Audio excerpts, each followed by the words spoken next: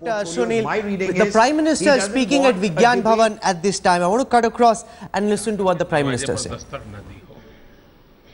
एक एक के पास खुद गए, शिला स्मारक की योजना बनाई और शायद हिंदुस्तान का कोई राज्य ऐसा होगा जिस सरकार ने सरकार की तरफ से इसमें डोनेशन देकर के हिस्सेदारी न की हो।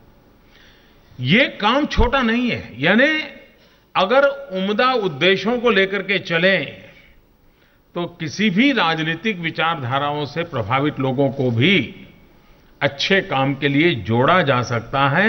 और इसलिए एकनाथ जी के हर कार्य के मूल बिंदु में एक भाव रहता था, जोड़ना। हर प्रकार के हर प्रकार की चीज को जोड़ना। वे भूतकाल को भविष्य के साथ भी जोड़ने में लगे रहते थे, वे विपरीत विचारधाराओं को भी जोड़ने में लगे रहते थे। और उनके इस व्यक्तित्व के कारण 1975 में जब आपातकाल आया,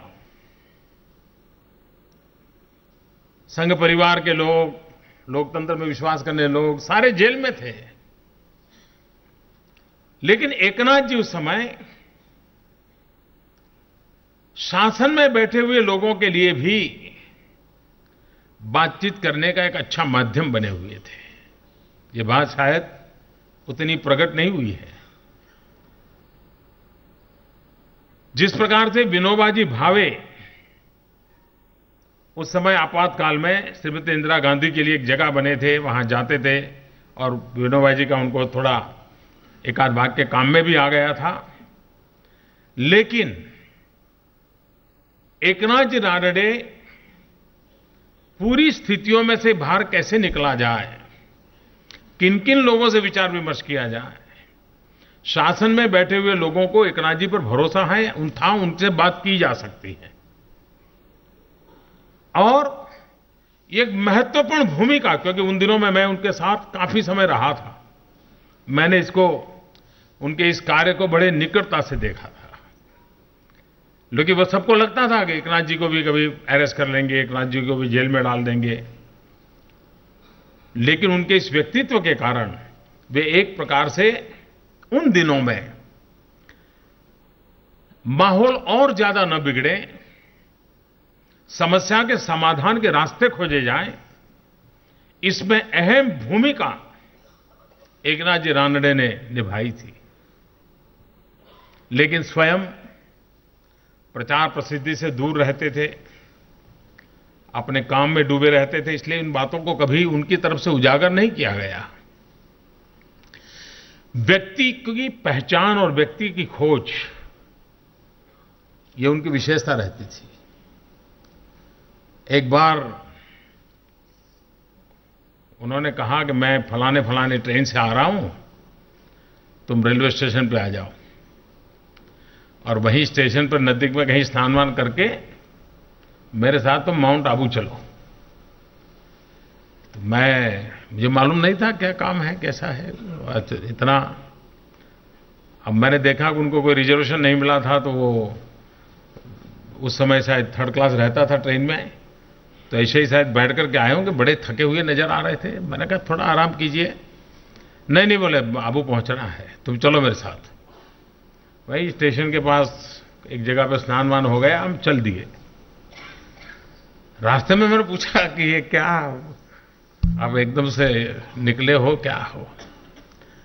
तो रामकृष्ण मिशन के एक स्वामी जी, जो रामकृष्ण मिशन से अलग होकर के अपना आबू में रह करके साधना वगैरह करते थे, अपना एक अलग से जीवन व्यतीत करते थे, वो उनको मिलना चाहते थे। हम गए और मैंने देखा कि उन्होंने जिस श्रद्धा से उनको प्रणाम किया। हम तो एक स्वयंसेवक के रूप में उनके पास थे, हमारा तो कोई रोल ही नहीं था, लेकिन चीजों को देखने का, ऑब्जर्व करने का अवसर था। और वो उनको आग्रह करने लगे कि ठीक है, अब आप रामकृष्ण मिशन की व्यवस्था से बाहर हुए हैं, अलग से काम कर रहे हैं, लेकिन इतना बड़ा काम है, आप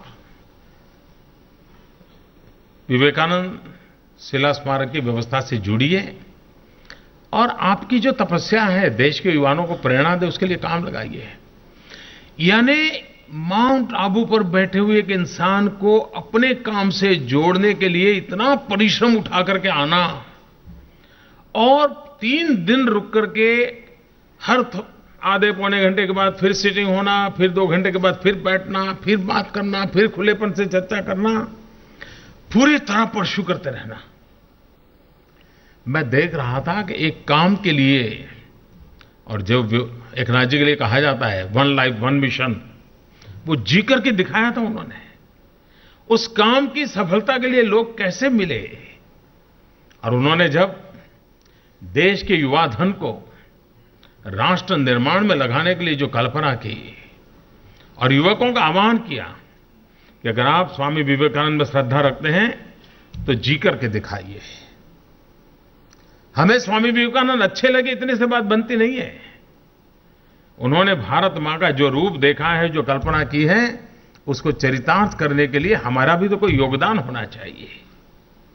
और इस बात को लेकर के वो लगे रहते थे, बहुत ही आग्रह से उस काम को करते थे और देश के युवाओं में एक चेतना जगाई। और मैं देख रहा था क्योंकि उस समय जब